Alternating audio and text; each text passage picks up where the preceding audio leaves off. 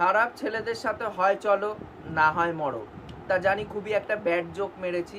তা নমস্কার বন্ধুরা, আমি তুহিন রিভিউলজি চ্যানেলে আপনাদের প্রত্যেককে স্বাগত জানাই।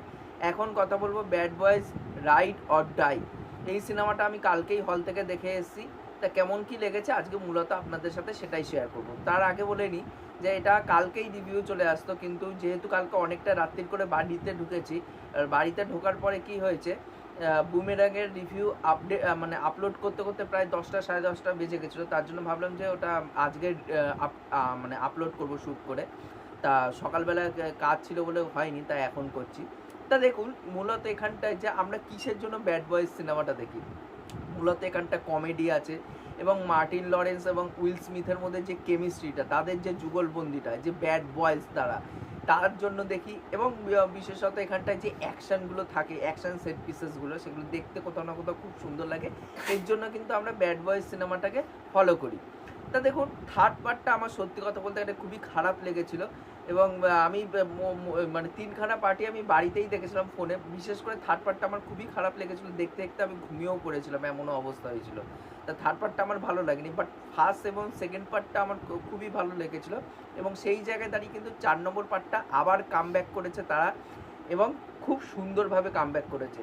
এই দেখুন, এই যে ব্যাড বয়েজের যে প্রত্যেকটা পার্টের যে স্টোরি হয়, একটা ওয়ান লাইনার স্টোরি হয়, স্ট্রেট ফরওয়ার্ড ন্যারেটিভ। এখানেও কিন্তু স্ট্রেট ফরওয়ার্ড ন্যারেটিভই আমরা দেখতে পাচ্ছি। যে এখানটায় যে এদের ক্যাপ্টেন আছে উইল স্মিথ এবং মার্টিন লরেন্সের, সেই ক্যাপ্টেনের উপরে অ্যালিগেশন আসছে, সে কিন্তু মারা গেছে আমরা প্রত্যেকেই জানি, কিন্তু তার উপরে একটা অ্যালিগেশন আসছে কি, তার অ্যাকাউন্টের থেকে কোনো ইনলিগাল অ্যাক্টিভিটি হচ্ছে বলে, এর জন্য তাকে দেশের গদ্দার মনে করা হচ্ছে। এবং তার সাথে সাথে এরা উইল স্মিথ এবং মার্টিন লরেন্স এই কেসের মধ্যে কীভাবে জড়িয়ে পড়ছে, তাদেরকেও গদ্দার ঘোষিত করে দেওয়া হচ্ছে।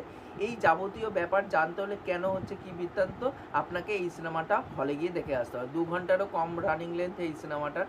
তা দেখুন, প্রত্যেকটা সিন কিন্তু আপনি হুক হয়ে বসে থাকবেন। প্রত্যেকটা সিন খুব সুন্দর করে কোরিওগ্রাফ করা হয়েছে।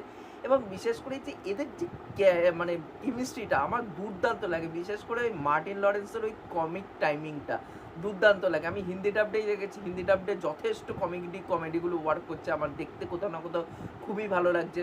এদের যুগলবন্দিটা দেখতে ভালো লাগছে। এখানটা মিউজিকের কাজ কিন্তু খুব সুন্দর হয়েছে।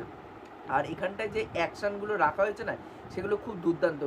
বিশেষ করে আমার ক্লাইম্যাক্সের অ্যাকশানটা দুর্দান্ত লেগেছে। মানে ওখানটায় যখন একটা বিটিএস সিন মেকার্সদের তরফ থেকে আপলোড করা হয়েছিল, তার বিটিএস সিনটায় আপনারা দেখেছিলেন যে বুকের মধ্যেই উইল স্মিথের বুকের মধ্যেই ক্যামেরাটাকে ফিট করে দেওয়া হয়েছে। এবং সে যখন বন্দুক দিয়ে তাক করবে, তার মোশন অনুযায়ী ক্যামেরাটা ঘুরবে। সে যখন তার মানে ফেসটা নিচ্ছে, একবার ঘুরে ওই মানে বন্দুক দিয়ে যখন শত্রুদের ফায়ার করছে, সেই জায়গাটা নিচ্ছে। যার ফলে কি হচ্ছে, একটা ভিডিও গেমের এক্সপিরিয়েন্স কিন্তু পাবেন। এবং এখানটা কিন্তু একটা ওয়ান টেক সিকোয়েন্সও কিন্তু তারা ডিজাইন করেছে, সেটা দেখতে কোথাও না কোথাও খুব ভালো লাগে। এবং লাস্টের যা অ্যাকশনটা, আমার ওখানটা ক্যামেরার কাজ যা দেখিয়েছে না, আমার ওখানেই পয়সা উসুল হয়ে গেছে। যা ক্যামেরার কাজ ওখানটা দেখিয়েছে এবং অ্যাকশানগুলো যা দেখিয়েছে, ওখানটাই আমার দুর্দান্ত লেগেছে। এবং তার সাথে সাথে এখানটা পপ কালচারের কিছু রেফারেন্সও রাখা হয়েছে। যেরকম একটা ক্যারেক্টার আপনারা প্রত্যেকেই দেখেছেন সোশ্যাল মিডিয়াতে, যে একটা ইজি জিনিসকে মানুষ কীরকম ঘুরিয়ে ফুরিয়ে জিনিস দেখায়, এবার ওই দেখাচ্ছে কি ওটা ইজিভাবেই করলে হয়ে যায়, এরকম করে যে হাত দিয়ে ইশারা করে, ওই ক্যারেক্টারটাকেও এখানটায় রাখা হয়েছে। আমার ওই জায়গাটা খুব ভালো লেগেছে। এবং তার সাথে সাথে কিন্তু যারা এই ব্যাড বয়েজ ফ্র্যাঞ্চাইজির ফ্যান, আমি কিন্তু মূলত এই ফ্র্যাঞ্চাইজির কিন্তু সবথেকে বড় ফ্যান। এবার সেই জায়গায় দাঁড়িয়ে কিন্তু এই ব্যাড বয়েজ ফ্র্যাঞ্চাইজি যারা প্রথম থেকে এখনও পর্যন্ত দেখে আসে, এটা 4 নম্বর পার্ট। এবার সেই জায়গায় দাঁড়িয়ে কিন্তু পুরনো কিছু ক্যারেক্টারকে এখানটায় রাখা হয়েছে, সেগুলো দেখতে কোথাও না কোথাও ভালো লাগে। এবং তার জন্য কিন্তু আপনি সেই নস্টালজিক ফিলিংটা কিন্তু পাবেন থ্রু আউট সিনেমা জুড়ে। সেটা কিন্তু আমার ভালো লেগেছে। ওভারঅল সিনেমাটা আমার খুবই ভালো লেগেছে। একটা গুড এন্টারটেইনিং সিনেমা হয়েছে, যেটা আমি এক্সপেক্ট করে রেখেছিলাম সেটাই আমি পেয়েছি ব্যাড বয়েজের কাছ থেকে। আমার দুর্দান্ত একটা সিনেমা লেগেছে। থার্ড পার্টটা আমার ভালো লাগেনি, বাট ফোর্থ পার্টে আমাকে সেই খামতিগুলো পুষিয়ে দিয়েছে।